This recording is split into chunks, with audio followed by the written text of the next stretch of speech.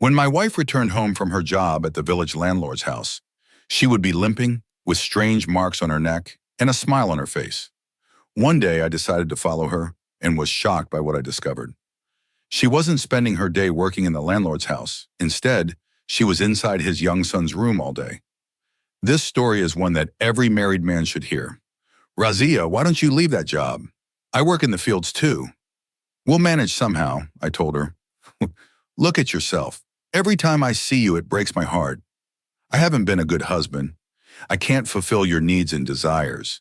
That's why you end up doing such exhausting work at the landlord's house. Just look at your hands and feet. You can't even walk properly now. And those landlords don't even show you any mercy. When you leave in the morning, you only return at night. When you leave at night, you come back the next evening. How is this any way to treat someone? I sat down in front of Razia, both angry and ashamed. I was upset with her, but I also felt guilty because I wasn't able to meet her needs. It was a few months after our marriage when she suddenly announced that she wanted to work at the landlord's house. Despite my initial protests, I eventually gave in, thinking it was better to let her work a few hours if it made her happy. But over time, her work hours increased and her health deteriorated. She had been strong and healthy, but now she returned home limping, utterly exhausted, collapsing onto the bed and sleeping until morning. Sometimes the landlord even called her at night, and she wouldn't come back until the next evening. This situation deeply troubled me. That day, she returned home in the morning after being gone all night. She limped her way inside, collapsed onto the bed, and started taking heavy breaths. In my anger, I told her she didn't need to work there anymore. Even though I earn little, at least you won't have to go through such misery. Just leave that job. I began to massage her feet, trying to explain, but Razia shook her head. You know the landlord's rules, she said. Once a woman starts working in their house, she's a servant for life. I can't just quit. There are many secrets within those four walls that only the women working there know. If those secrets come out, it won't be good. That's why they never let us leave. She continued, I know a lot about that house, so what's your problem? I'm not worried about it, so why are you? I looked at her and said, have you seen yourself lately? Look in the mirror. Your face has turned pale. Look at your swollen feet. It seems like they make you stand for hours on end. But what secrets are so important that they must remain hidden? Everyone in the village already knows how cruel the landlord is. What more is there to hide? As I gazed at her with questioning eyes, Razia closed hers and replied, stop asking meaningless questions.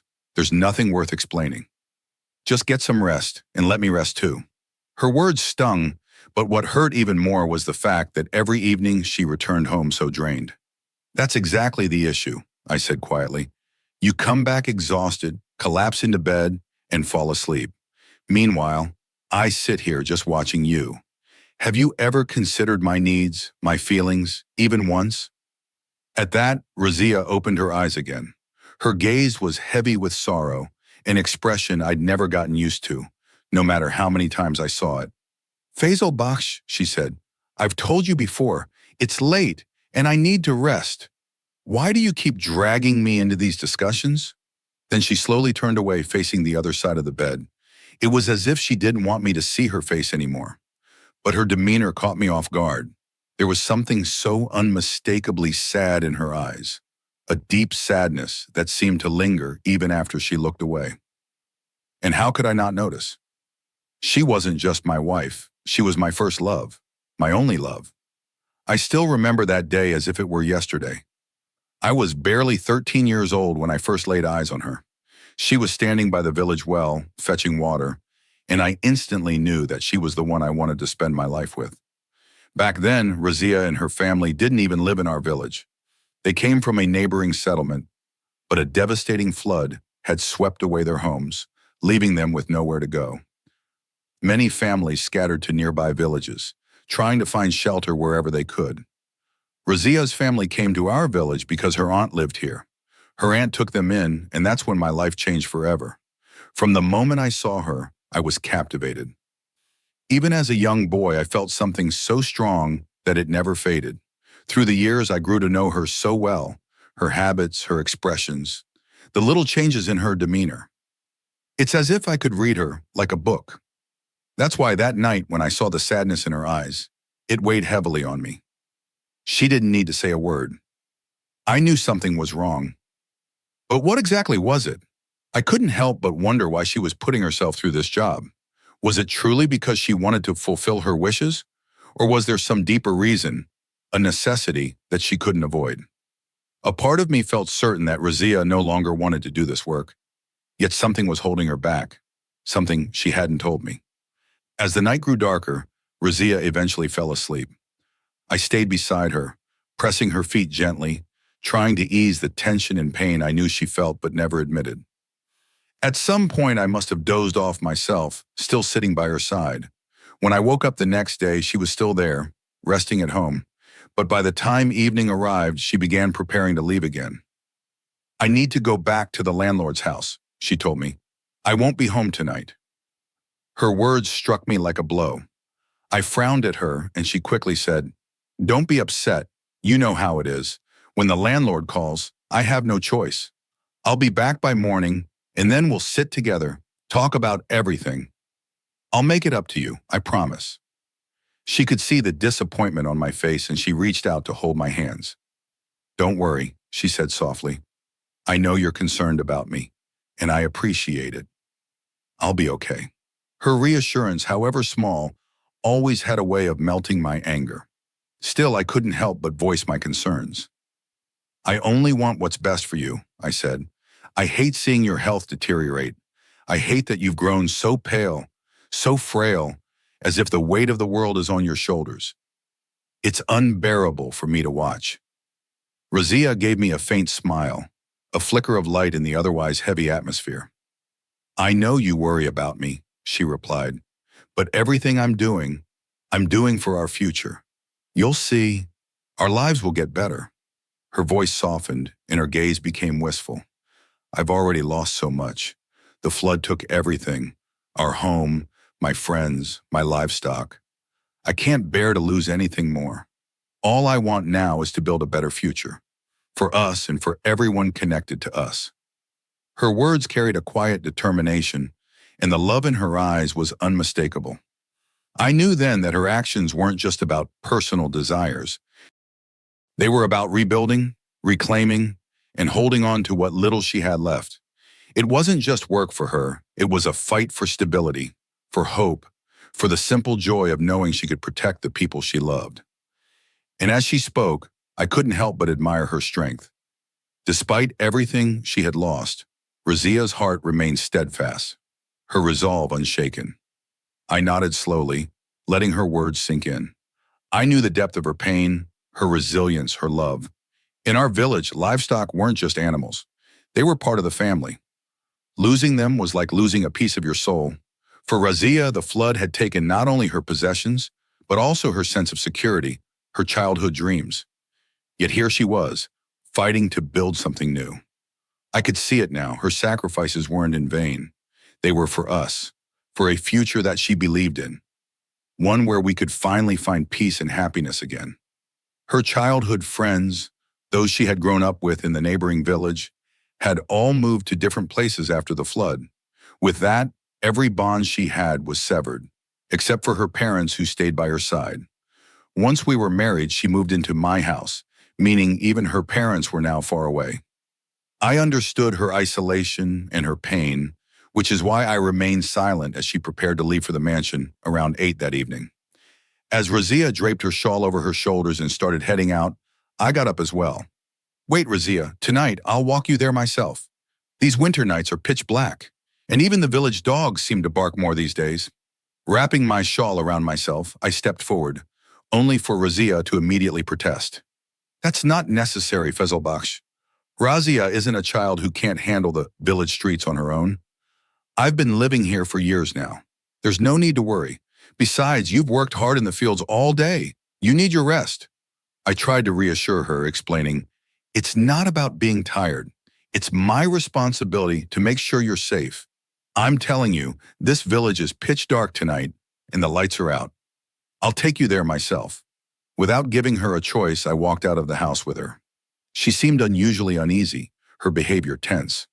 Every now and then she glanced at me, with a worried expression, and once or twice she stumbled on loose stones along the path.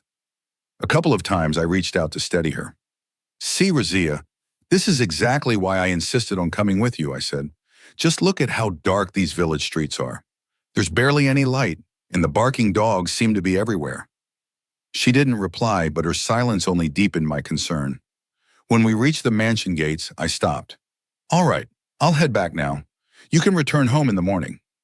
I waved and motioned for her to go inside, but Razia stood still at the gates. "No," she said. "I want you to leave first. I need to see you walking away. Just like you worry about me, I worry about you. How will you manage to get home in this darkness?" Her words made me smile, and I replied, "Razia, I'm not a child.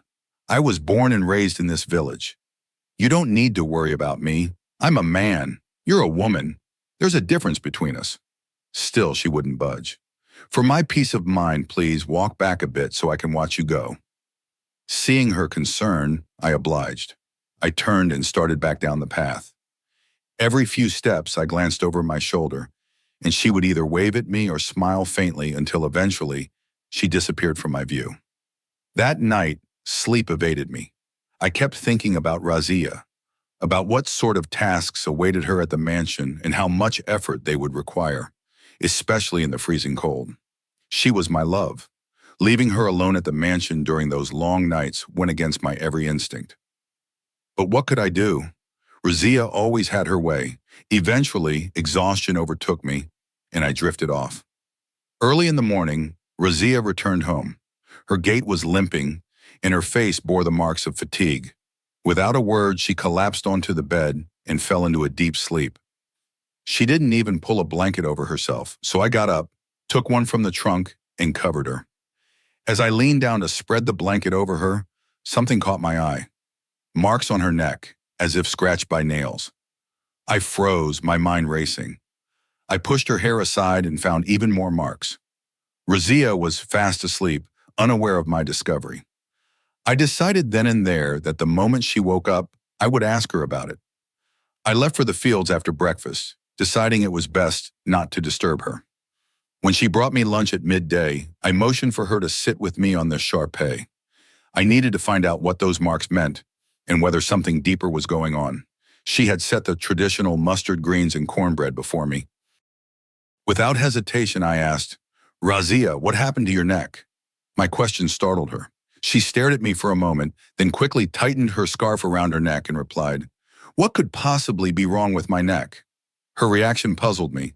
I said, "Last night, when I came over to cover you with a blanket, I saw several scratches on your neck, like nail marks." She hesitated briefly, then said, "Oh, those are just my own nail marks. While I was working, I felt as if something was crawling on my neck, so I scratched myself too hard." She then laughed, a strange artificial laugh that did little to reassure me. I chose not to press the matter further and just stared at her in silence.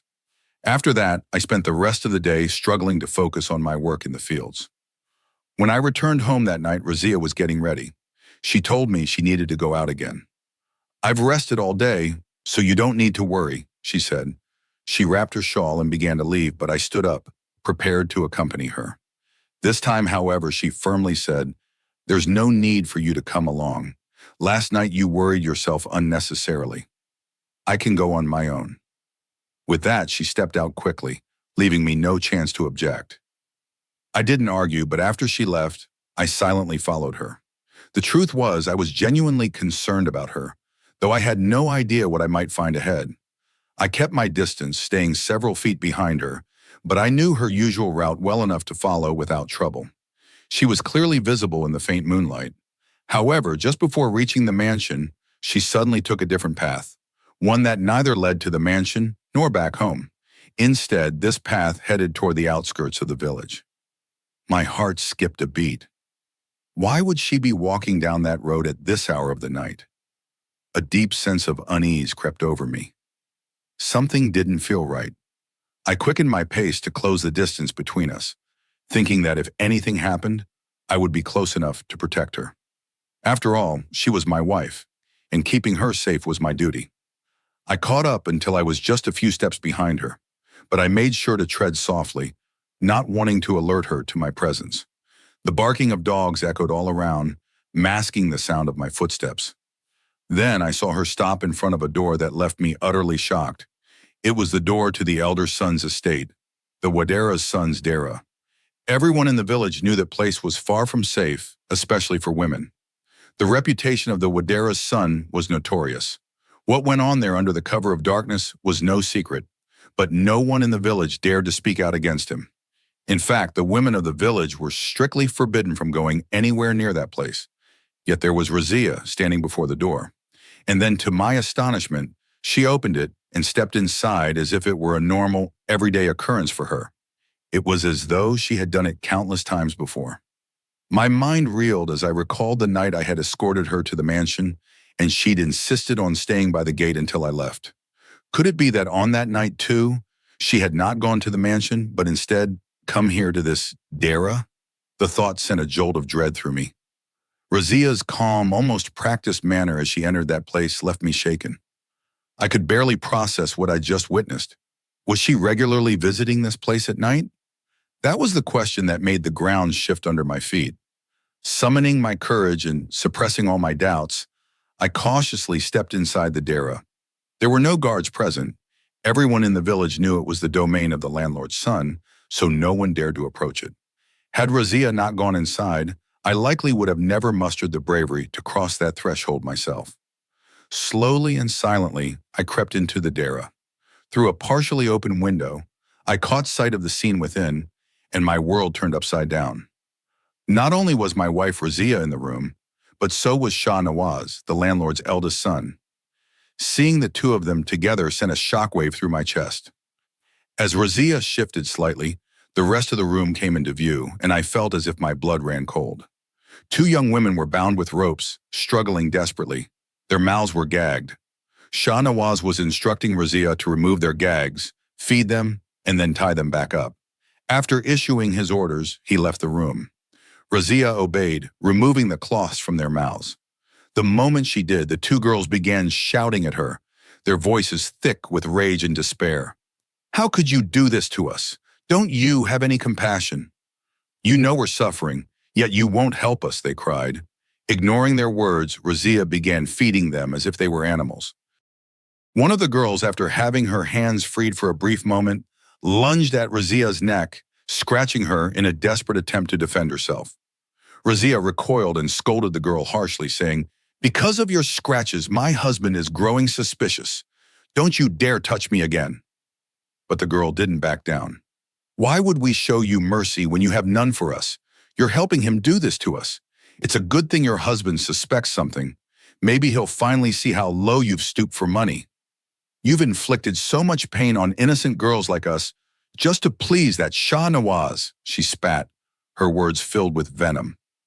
Razia slapped the tape back over the girl's mouth, tying her hands once more before turning her attention to the second girl. The second girl also cursed Razia bitterly, calling her heartless. But Razia remained silent. She finished feeding them, stood up, and said coldly, "I'm not going to live in poverty in this village forever. The money Shah Nawaz gives me will allow me to move to the city and start a business with my husband. I'll leave this place far behind. I can't stand this village or its system." With that, she walked out of the room.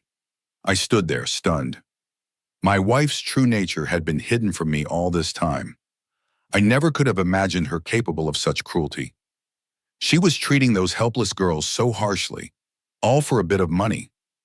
But who were these girls? Why were they imprisoned here? I knew the only way to get answers was to talk to them directly. Once Razia left, I climbed through the window into the room, quietly closed the door behind me, and untied the girls. I promised them I would help, but first I needed them to tell me everything. The two girls revealed that Shah Nawaz had abducted them from the city, drawn to their beauty. He kept them imprisoned at the dera, using them whenever he pleased, only to tie them up again afterward. Razia's role was to feed and care for them. Both girls harbored immense anger toward Razia. When I softly mentioned that I was Razia's husband and had followed her there, they were surprised. Seizing the opportunity, I helped them escape through the same window I had used. Shah Nawaz, so confident no one would dare approach his dera, hadn't bothered with heavy security or guards. I personally escorted the girls as far as the main road leading back to the city. I gave them all the money I had and put them on the first available vehicle bound for the city before returning home. The next morning, when Razia didn't come home, I went searching for her. Initially, I assumed she might have gone to the mansion after her work at the Dara. But when I inquired at the mansion, the landlord firmly stated that Razia didn't work there. Confused, I went back to the Dara and saw Razia standing in front of Shah Nawaz, her head bowed. Shah Nawaz's rage was palpable. I stepped forward and asked what had happened. He said angrily, "Your wife has helped my two girls escape. I won't let her off so easily." His fury was directed squarely at Razia. When I looked at her, it was clear she was avoiding my eyes. Caught in her lies, she eventually confessed everything to me. Furious, I said, "Then you deserve the punishment Shah Nawaz gives you." "Accept it." Shah Nawaz declared, "I paid her well, and she betrayed me. She can't stay in this village any longer. I want her gone. If it weren't for her years of service, I'd take her life. But because of her long service, I'll only demand she leaves the village." With that, I took Razia and moved to the city. I was harsh toward her, saying many bitter things, and she apologized repeatedly. She confessed that poverty had driven her to follow Shah Nawaz's orders. We lived in the city for some time, trying to leave the past behind. One day, as we were walking through the market, we ran into one of the girls. The moment she saw me, she began thanking me profusely. Razia stood frozen in shock, and I then admitted that I had been the one who had helped the girls escape. Hearing this, Razia was speechless. She broke down in tears, begging for my forgiveness for all her mistakes. I forgave her, as the girls themselves had also forgiven her. Sometimes greed for money can blind people to their humanity. Razia had fallen into that trap, but the real villain was Shah Nawaz. I hadn't been able to bring him to justice, and neither had those girls. Even now, countless villages are ruled by men like Shah Nawaz, who exploit not only local women, but also women from cities. The law, it seems, cannot reach them, as their influence extends far beyond its grasp.